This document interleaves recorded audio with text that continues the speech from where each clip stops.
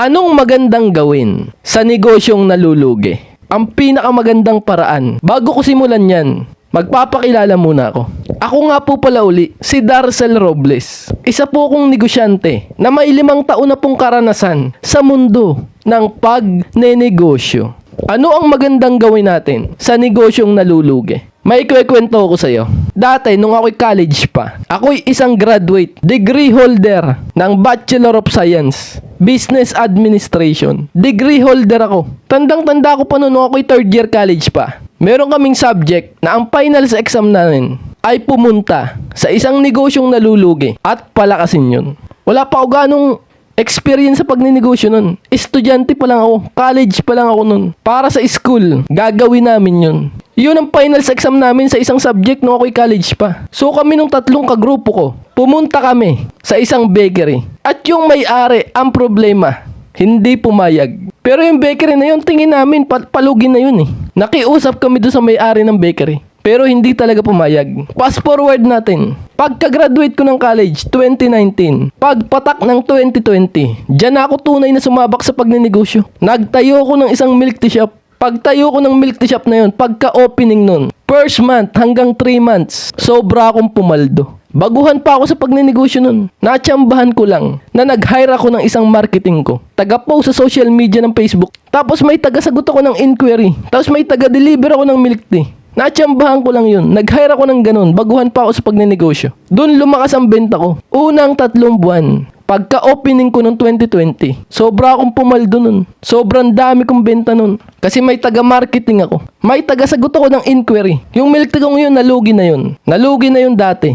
Pero ang na-realize ko sa panahon ngayon, ang na-realize ko na napakahalaga na may marketing assistant ka. Marketing empleyado mo. At meron kang taga-sagot ng inquiry. Yan ang na-realize ko sa panahon ngayon. Nung binabalikan ko yung alaalang yun ng buhay ko. Nung panahong 2020, baguhan pa ako magnegosyo. Napakahalaga na may nagma-marketing at may taga-sagot ng inquiry. Natauhan ka sa negosyo mo. Kaya ang masasabi ko sa'yo, ano ang magandang gawin sa negosyong mahina? Sa negosyong nalulugi? Simple lang ang sagot ko dyan. Seryosohin mo ang marketing. Magpo-focus lang tayo sa marketing ngayon. Di ba sabi ko sa'yo kanina? Pumaldo ko ng benta. Unang 3 buwan pagka-opening ko ng milk tea shop ko dati. Dahil yun sa marketing. Kasi kapag nagma-marketing ka, lagi ka nagpo-post sa mga social media na yan.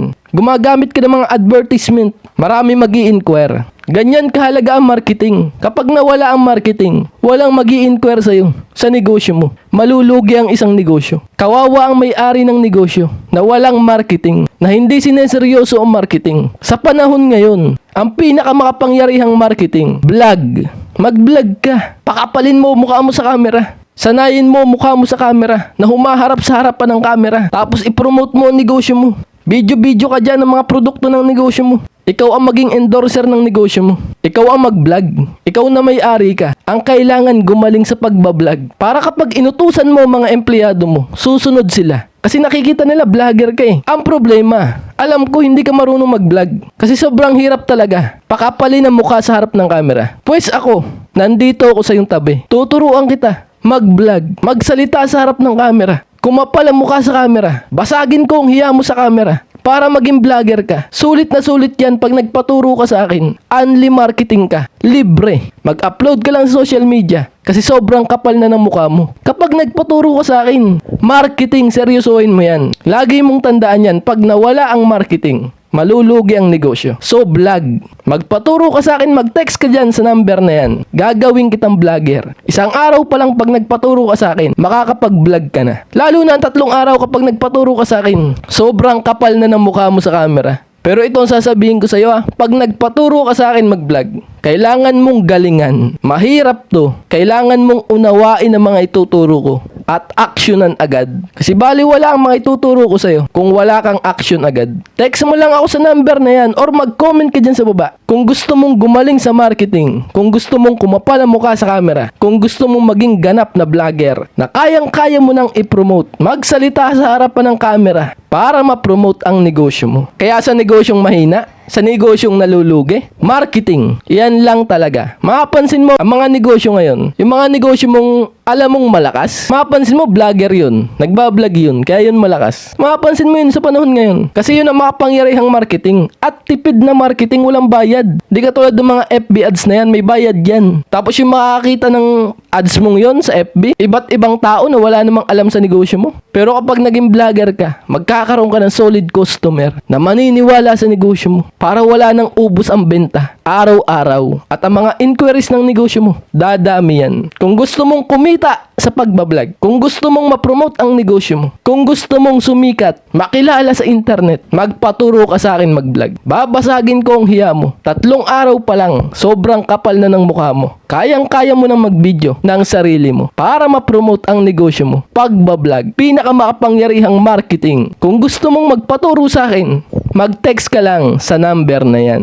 Bakit ko sinasabi sa inyo to? Bakit ko tinuturo sa inyo to? Alam mo kung ano ang dahilan? Kasi para sa akin naniniwala ako. Maraming pangarap ang mawawasak dahil sobrang hirap na magnegosyo ngayon. Ang Pilipinas, gatas na gatas tayo ng mga permit na yan, mga business permit na yan. Tapos kukurakutin lang, maliit ka pa. Hihingan ka na agad ng permit, tapos pag di ka nakapag-file, penalty ka na agad. Patong-patong na ang problema mo. Paano ka pa makakapagnegosyo niyan? Kasi puro problema ka na sa mga permit pa lang na yan. Dapat ang focus natin, gumawa lang ng product, magbigay sa customer. Naniniwala ako maraming pangarap ang masisira kapag hindi mo ginalingan sa marketing, sa pagbablog. Kasi ang kalaban natin dito, yung pangarap mo na maging matagumpay na negosyante, mawala na lang yun. Ang piliin mo yung magtrabaho na lang sa iba, na may ibang amo ka na lang. Yun na lang ang pipiliin mo eh. Kasi nawasak ang pangarap mo. Kasi nalugi ang negosyo mo. Kaya niyayaya kita, galingan mo sa marketing. Sobra mong padamihin ang inquiries at benta ng negosyo mo para maramdaman mo na sobrang sarap magnegosyo.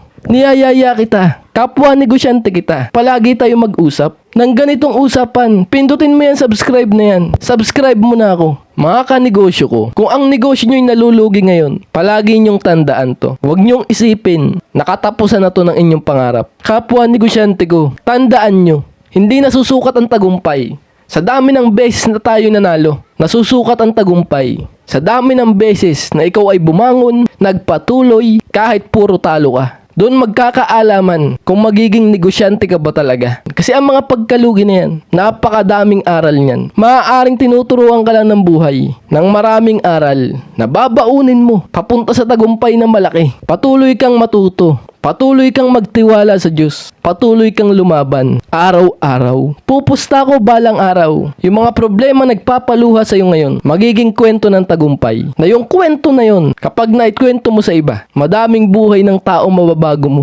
At mapapasabi ka na lang, salamat, hindi ako sumuko. Palagi kang magdasal. Palagi mo siyang tawagin. Para ang gabay niya, palaging nasa tabi mo. Maraming salamat po kapwa negosyante ko. Naway lahat sa ating mga negosyante manalo, magpatuloy at lumaban para sa kanilang pangarap. Maraming salamat po sa ating magandang usapang ito. Kung nagustuhan niyo po ang bidyong to, pindutin niyo naman yung like na yan. Like mo na rin ang bidyong to. Subscribe mo na ako. Share mo na rin ang bidyong to sa mga kaibigan mong nagnenegosyo.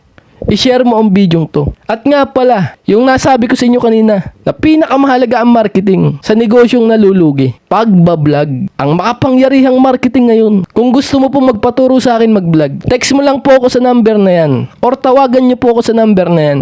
Para makapag-enroll na po kayo. At makapagsimula na po tayo. Tandaan nyo po na kapag magpapaturo kayo sa akin mag-vlog, hindi to madali. Mahirap ang mga ituturo ko sa'yo. Kailangan mong kilusan agad. Kailangan mong unawain ang mga ituturo ko sa'yo. At may bayad yan. Pero sigurado ko, magiging vlogger ka. Kakapala mukha mo sa camera. Mapopromote mo ang negosyo mo gamit ang pagbablog. Tuturuan pa kita ng libre. Yung mga mag-i-inquire dahil magaling ka na mag-vlog. Marami mag-i-inquire sa negosyo mo. Paano gawin pera yung mga inquiries na yan? Yan ang libre kong ituturo sa'yo. Kung mag-e-enroll ka ngayon. Text mo lang ako sa number na yan. Paunahan na lang po. Isang buong buwan po yan, tuturuan ko kayo mag-vlog. Sa isang tao lang, ang tuturuan ko po kada buwan. Text mo lang po ako sa number na yan. Kung gusto mo mag-enroll, kung gusto mo magpaturo sa akin, mag-vlog, pang-marketing, pampadami ng customer, pampasikat ng negosyo, text mo lang ako sa number na yan. At nga pala po sa mga gusto pong umorder ng ating libro, kapag wala kayo ganong ginagawa sa negosyo nyo, kapag may mga free time kayo, magbasa kayo ng libro. Sobrang bisa ng exercise nito sa utak mo.